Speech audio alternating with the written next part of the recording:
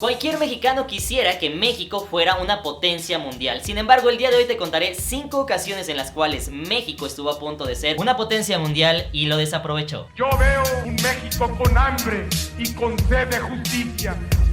Señoras y señores, ¿cómo están? Sean bienvenidos a un nuevo video. Muchísimas gracias, mis hermanos, por estar el día de hoy, por picarle a este video. Muchísimas gracias. Como sabrán, mis hermanos, bueno, resulta ser que muchos de nosotros quisiéramos, anhelamos que México algún día se convierta en una potencia mundial, ¿no? Como sabrán, por ejemplo, desde 1500 aproximadamente ya se encontraba en la parte central de México lo que era la cultura México-Tenochtitlán. De hecho, fue uno de los imperios más poderosos de América para su tiempo. Sin embargo, posteriormente llegaron los españoles, como todo mundo sabe, ¿no? Así que si yo te hiciera la pregunta de qué fue lo que paró el crecimiento, la prosperidad del imperio mexica, ¿tú qué me dirías? Pónmelo en la parte de los comentarios. Listo, ya lo pusiste muy bien. Deja que te cuente que realmente la realidad de que el imperio mexica no siguiera prosperando fueron realmente los mismos mexicanos, es decir, personas o culturas nativas que se encontraban alrededor de, del imperio mexica y que ayudaron a que los españoles pudieran vencerlos, ¿no? Los españoles no hubieran podido conquistar al imperio mexica si no hubiera sido con la ayuda de los tlaxcaltecas, etcétera, etcétera, etcétera. Es decir, como bien se dice en muchísimas ocasiones, no hay peor enemigo de un mexicano que otro mexicano. Así que el día de hoy te contaré algunas de las ocasiones en las cuales México estuvo a punto de ser potencia mundial. Sin embargo, debido a este comportamiento, pues lamentablemente esto no sucedió. Punto número 5, el primer imperio mexicano. Para entender un poco mejor este punto, deja que retrocedamos un poco en la historia hacia el año de 1521. Cabe mencionar que la Nueva España fue fundada realmente sobre lo que era actualmente, o en ese momento, lo que era la Gran Tenochtitlán. Una vez de que se logra la independencia de México, varios de estos virreinatos se unen y forman el primer imperio mexicano. Sin embargo, como todo aquello que no tiene buenos fundamentos, el imperio mexicano duró aproximadamente 2-3 años solamente, aunque fue uno de los territorios más grandes de en ese entonces, y aún el día de hoy sería uno de los territorios más grandes del mundo. De hecho, se podría decir que España le heredó a México su más extenso territorio al contar con un área de cerca de 5 millones de kilómetros cuadrados. Es decir, si mantuviéramos el territorio original, seríamos el quinto país más grande del mundo. Este territorio abarcó todo el sur de Estados Unidos hasta Panamá. Todo esto al frente de Agustín de Iturbide. La moneda más usada fue el real mexicano, acuñado en cobre, plata y oro. De hecho, en esos entonces la moneda mexicana era más poderosa que el dólar, es decir, costaba .97 reales por un dólar. Sin embargo, al parecer a los gobernantes mexicanos lo único que les interesaba era el poder, pues nunca se preocuparon por explotar todas las vastas áreas del norte de México o comprar más territorios como lo había estado haciendo Estados Unidos con Luisiana o con la Florida. En su lugar, permitieron la entrada de norteamericanos a las tierras de California y Texas, que más tarde los meterían en serios problemas. Es que cabe mencionar que para ese entonces, de la época de 1810-1820, Canadá realmente no existía. Canadá era solamente algunos pequeños pueblos. Por otro lado, Estados Unidos eran las 13 colonias y el territorio que les cedió la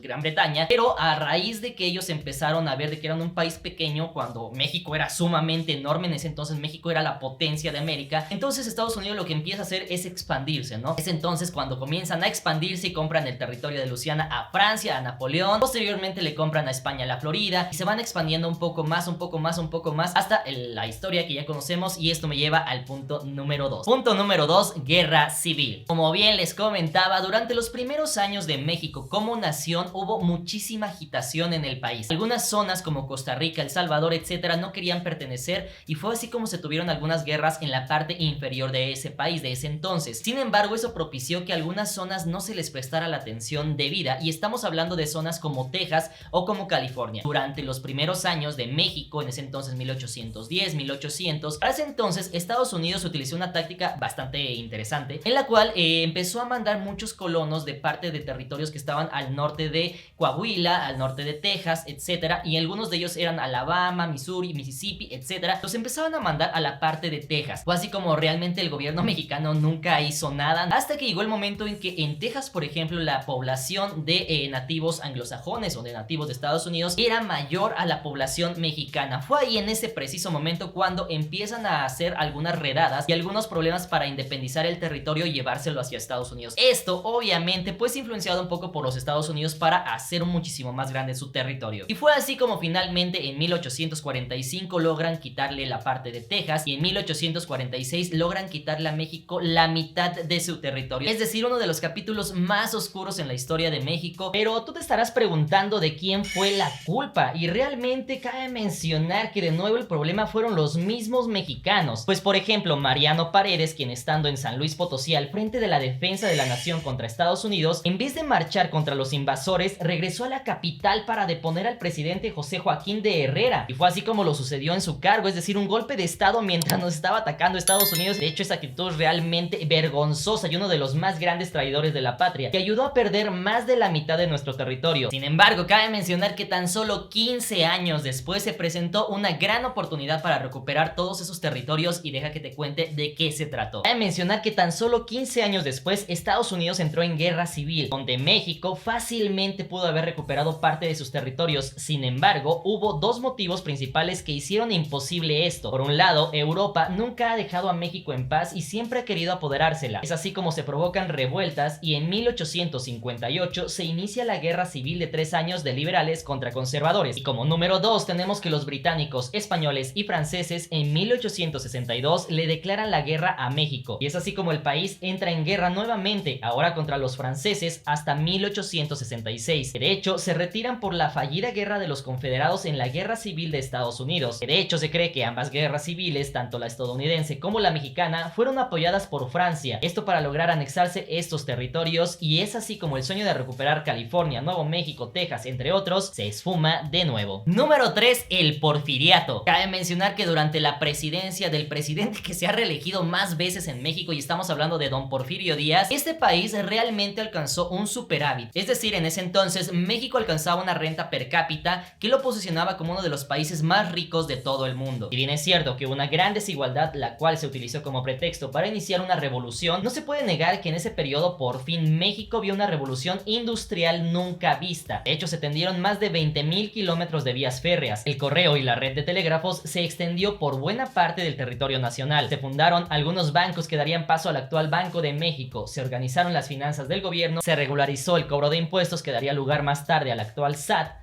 y poco a poco se fueron pagando las deudas. Se consiguió la recuperación del crédito nacional en el mundo entero, hecho que repercutió en la hacienda pública, pues registraron sobrantes por primera vez desde la independencia. Igualmente se fomentó la explotación de los recursos petrolíferos del país mediante inversiones extranjeras, ya que en el país no se contaba con los recursos ni tecnológicos ni económicos para hacerlo, pero todo esto dio lugar a lo que alguna vez se conocería como Pemex. La minería también vivió un periodo áureo, pues en 1901 México era el segundo productor de cobre en el mundo. Todo esto sin mencionar que gracias a Porfirio Díaz tenemos algunos orgullos nacionales como el Ángel de la Independencia, Palacio de Bellas Artes, museos de arqueología y pirámides como Teotihuacán. Además de esto, Porfirio Díaz fue el primer presidente del mundo en iniciar un plan de militarización de primer mundo, esto con aviones militares, lo cual era muy avanzado para su época. Y como siempre les digo, la historia la reescriben los ganadores. En este caso no vamos a decir que Porfirio Díaz no cometió injusticias. Es verdad que en ese entonces existía una gran injusticia social, la cual se podía ver en las clases más bajas de la población. Sin embargo, actualmente también tenemos una gran desigualdad en el país, pero no tenemos el mismo crecimiento económico, y empiezan a hacer movimientos militares en los cuales ven a un Porfirio Díaz ya cansado y empiezan a utilizar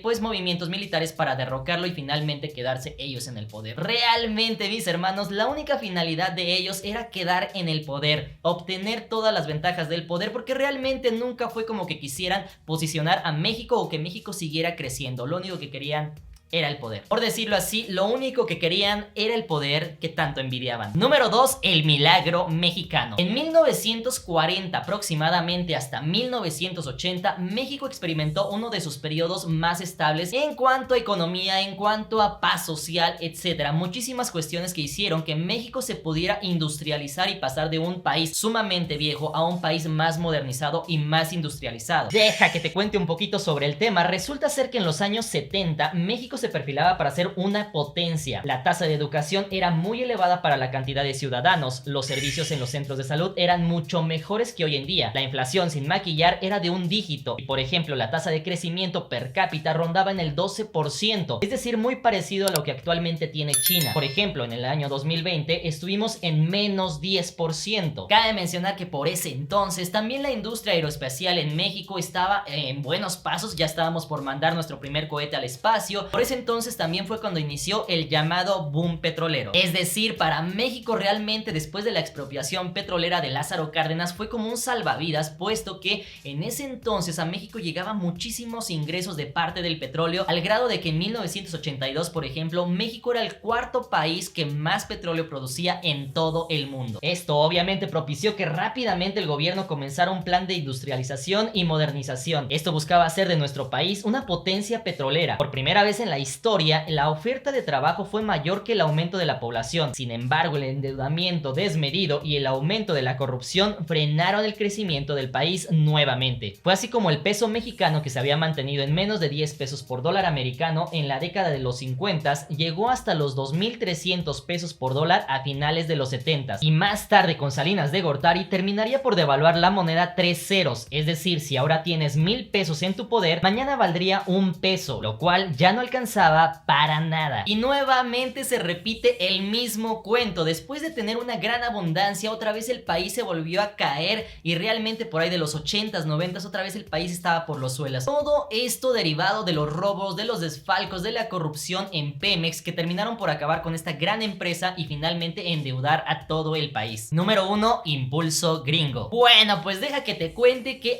más o menos por los años 2000, México otra vez estaba posicionando como un gran país, una potencia mundial otra vez. Es decir, el Tratado de Libre Comercio empezaba a dar sus frutos, y esto lo podíamos ver por la gran cantidad de comercio que tenía con Estados Unidos, con Canadá, y todo esto propició que México tuviera la entrada de muchísimo capital. Esto obviamente se vio reflejado en el sexenio de Vicente Fox en el año 2000, en el cual el país logró crecer a un promedio anual del 7%. Incluso en el cambio del peso con el dólar tampoco hubo mucho cambio, es decir, pasamos de un tipo de cambio de 9.3 pesos por dólar a 10.8 pesos por dólar, es decir, un periodo en el cual México realmente no tuvo tanta inflación ni tantos movimientos económicos. Fue así como el Tratado de Libre Comercio logró dar sus frutos, sus primeros frutos, y es así como pudimos ver esto sumado a los aumentos, los incrementos en el precio del petróleo en los años 2000, que México se lograba posicionar en el top 10 de los 10 países más poderosos del mundo. Esto dejándolo por encima de países como España, Rusia, India o Corea. Sin embargo, derivado de la caída del petróleo, el pésimo gobierno de Peña Nieto y malas decisiones en el gobierno actual, pasamos de estar entre los 10 países más poderosos del mundo a estar en la posición número 15, con un crecimiento en el Producto Interno Bruto estimado para 2021 de 1.5% y para 2022, como resultado del rebote de la economía por coronavirus, del orden de 2 a 3%, con lo cual podríamos descender aún más en el ámbito global. Todo esto a menos de que se generen miles de empleos y se inyecte inversión a la economía nacional, la cual está muy golpeada por el coronavirus. Es así como podemos ver que a lo largo de la historia no se ha llegado a ser potencia como lo logró Estados Unidos y Canadá, los cuales venían de ser un país peor posicionado a nivel mundial, pero que el día de hoy son de los mejores países en el orbe. Sin embargo, por la codicia, la envidia, la sed de poder o simplemente la sed de dinero ajeno, los gobernantes han preferido hundir cada día más al país, lo cual tampoco significa que tengamos una varita mágica y que sea fácil de cambiar el rumbo del país, pero en verdad esperamos que si nuestros gobernantes no lo hacen por el país, nosotros lo hagamos por nuestras familias, y entre todos logremos posicionar a este hermoso país como uno de los mejores del mundo, ya que finalmente su lugar siempre ha estado entre los más grandes. Señoras y señores, eso sería todo por el video de hoy. Como podemos ver, la frase del problema o el mayor enemigo de un mexicano es otro mexicano no puede ser más certera. Así que pónganme en la parte de los comentarios si ustedes alguna vez les ha pasado esto, que van prosperando y ven como algunos, sus vecinos o alguien como que no están de acuerdo y como cangrejo quieren arrastrarlos para que otra vez bajen. Cuéntenme si les ha pasado algo de eso. Vaya que también la frase que dicen que primero tenemos que empezar por cambiar nosotros mismos nunca había sido más certera. Así que el día de que los mexicanos entendamos eso, entre todos nos apoyemos, entre todos querramos salir adelante, que si mi vecino le está yendo bien, qué chido, yo sí puedo, lo voy a apoyar para que crezca más, y yo voy a tomar ese ejemplo para también crecer. El día que cambiemos nuestra mentalidad y que creamos que los mexicanos somos chingones, pero que no necesitamos estar robando ni estar jalando a los demás para que estén a nuestro mismo nivel, debemos de entender de que está bien, de que hay personas que trabajan y les va bien, y también hay personas que necesitan y los podemos ayudar, hay que ayudarlos. En ese aspecto, mis hermanos, pónganme ustedes qué opinan en la parte de los comentarios. Yo me despido y les agradezco mucho por haber visto este video. No olviden compartir, suscribirse, darle un like y nos vemos para la próxima. Buenísima vida y nos vemos. Chao.